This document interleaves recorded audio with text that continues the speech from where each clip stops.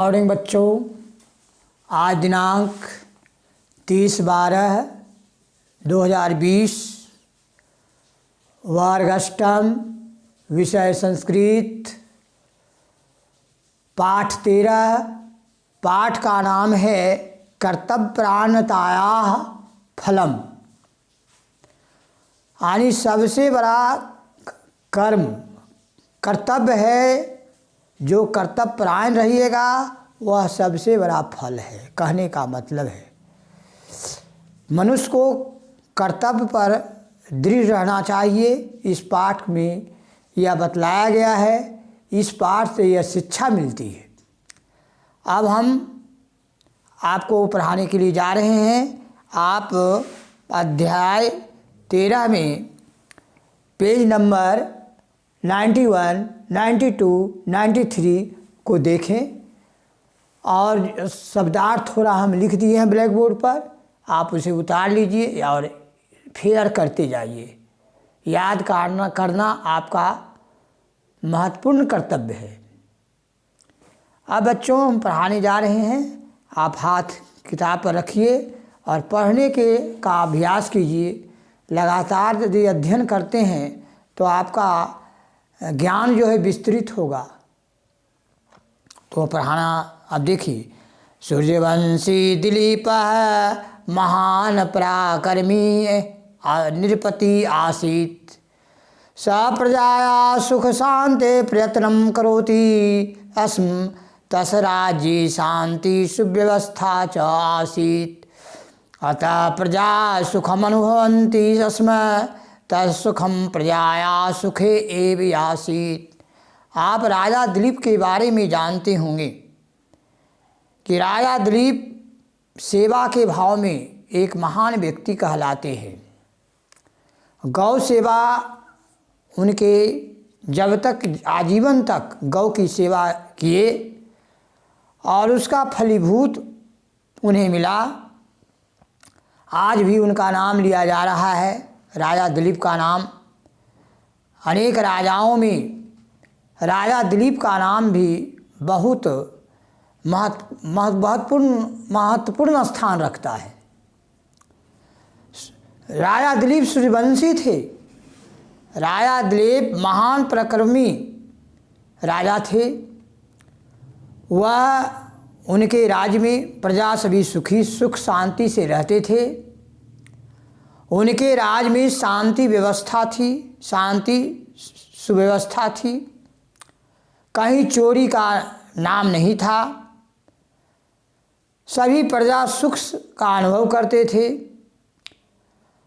और सभी प्रजा एक दूसरे का सुख के लिए वह सहायता करते थे। और राज्ञ पत्नी सुदक्षिणा आसीत् तयो संतति नासीत्। संतति विना तयो जीवनम शून्यम आसीत्। यथा गृहस्थ शोभा तो संततिरेव भवति। बच्चों, राजा दिलीप की पत्नी का नाम था सुदक्षिणा। सुदक्षिणा एक आदर्श महिला थी, एक धार्मिक महिला थी। जबकि उन्हें कोई संतान नहीं था। संतान के बिना उनका जीवन शून्य था। इसलिए गृहस्थ शोभान तु संततिरेव भवति। इसलिए संतान नहीं रहने के कारण वह गृहस्थ जीवन व्यतीत करती थी और भगवान के प्रति आस्था लगी रहती थी। भगवान को वह हमेशा भगवान के प्रति उनको पूरा विश्वास था। राजा दिलीप दुखस निवारण्य पत्निया सह गुरु वशिष्ठ पार्श्वे गच्छत्। राजा दिलीप इस दुख के निवारण के लिए निसंतान जब थे तो इसका निवारण करने के लिए गुरु वशिष्ठ के पास गए। सुदक्षिणा च तपसीली नस गुरु वशिष्ठ चरणों अपताम। राजा दिलीप की पत्नी सुदक्षिणा तपस्या में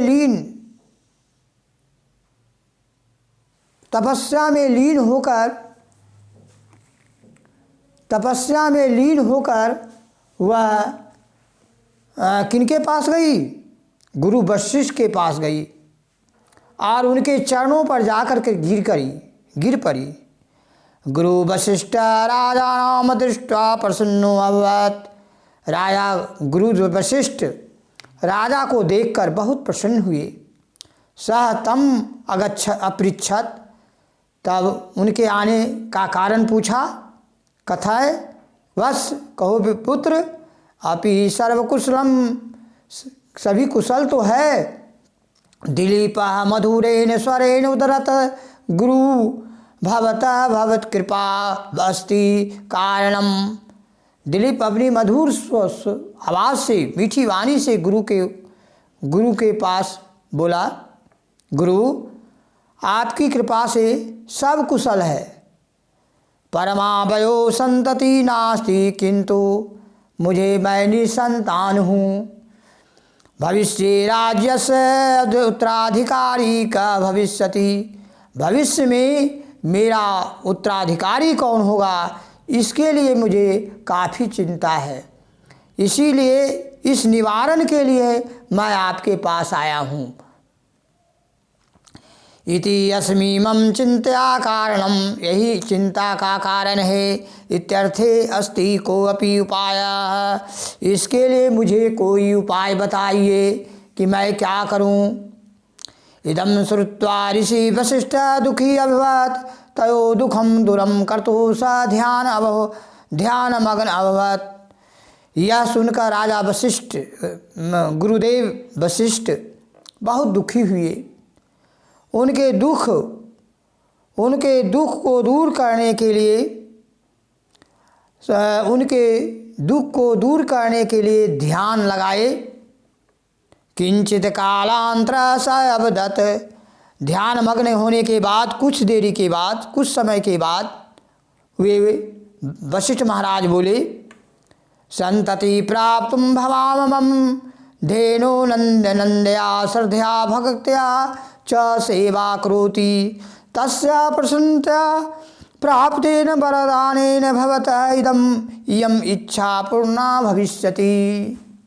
बच्चों, तब गुरुदेव वशिष्ठ महाराज जी ने कहे कि तुम्हारी की इच्छा का पूर्ति तभी होगी जब तुम कामधेनु, नंदिनी नाम के जो गाय है, नंदिनी धेनु, उसको आपको सेवा करना पड़ेगा, पालन करना पड़ेगा।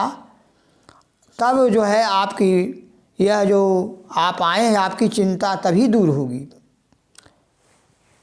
अब देखिए क्या होता है।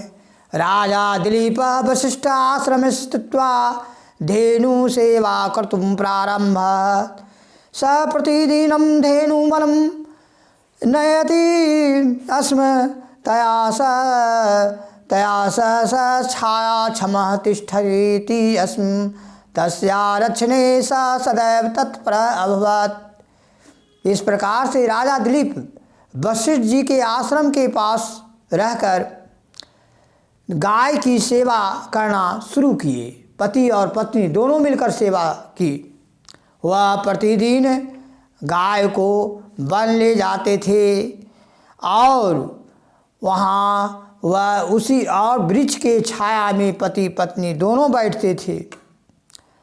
तस्या रक्षणे सदैव तत्पर अभवत्, उनकी गाय की रक्षा के लिए वह हमेशा तैयार रहते थे।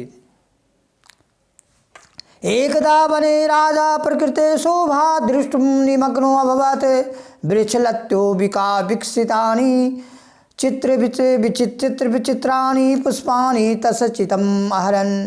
एक बार की बात है बच्चों, जब राजा जंगल में गए गौ को चराने के लिए, नंदिनी गाय को चराने के लिए जब गए, तो वहाँ की शोभा को देखकर, प्रकृति वन की शोभा को देखकर वे निमग्न हो गए, यानी डूब गए। और उसके बाद वृक्ष के फल फूलों जो खिले हुए थे, चित्र विचित्र फूल खिले हुए थे, उसको देखकर उनका हृदय समा नहीं पा रहा था।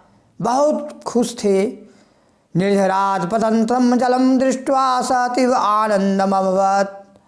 वह नदी के जल को देखकर, पानी की धारा को देखकर वह बहुत आनंदित थे। प्रकृति का दर्शन को देखकर वह काफ़ी मग्न थे। सहसा स धेनुक्रन्दस ध्वनिम् अशृणोत् सा शीघ्रं धेनोपाशवे अगच्छत्। सः अपश्यत् यत् कस्यचित् सिंहस्य आक्रमणेन सा पीड़िता भीता च आसीत्। सहसा देखते कि है अचानक गाय के रोने की आवाज़ आई। उसी समय राजा दिलीप सुने और सुनते के साथ जो है गाय के पास वह दौड़ते हुए गए। वह देखा कि एक बाघ जो है, एक सिंह जो है गौ पर आक्रमण किए हुए है और गौ जो है डरी हुई है, डर कर भाग रही है।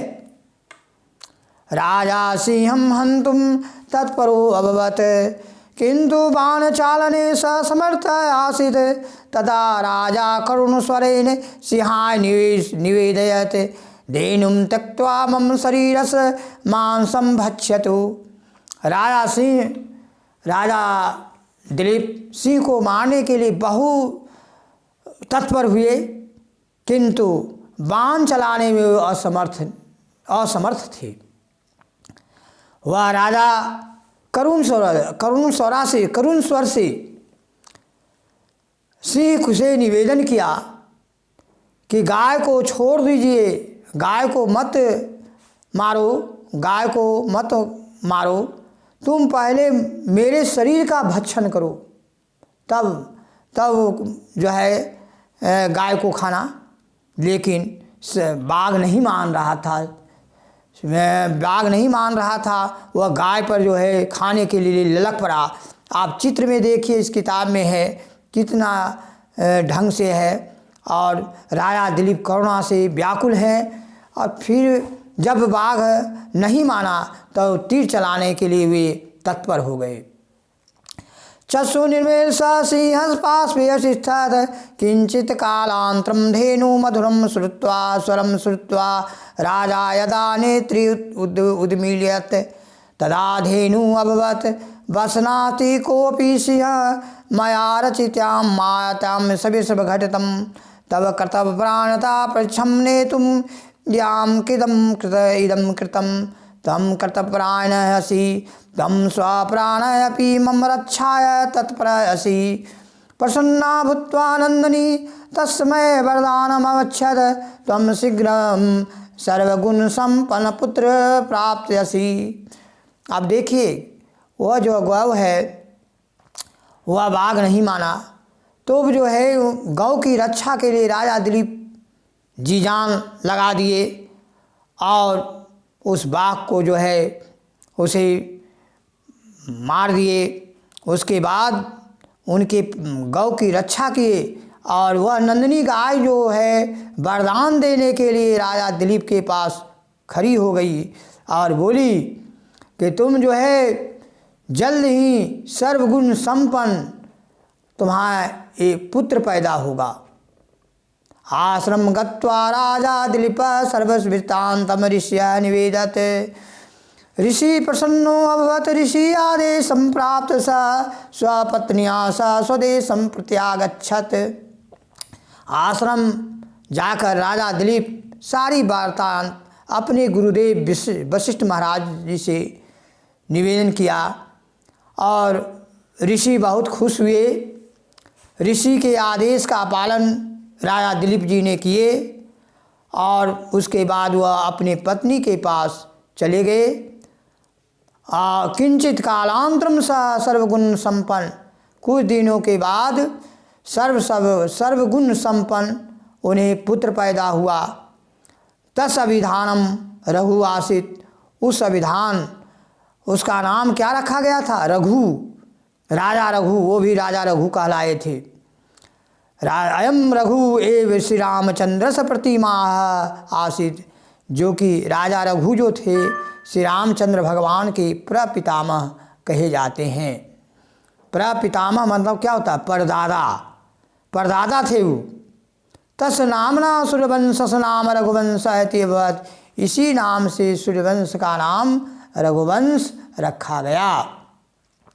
एतत् सर्वनिर्पस राजा दिलीप कर्तव्य प्राणता, इस प्रकार से बच्चों राजा दिलीप सर्वसंपन्न कर्तव्य प्राण पुरुष हुए।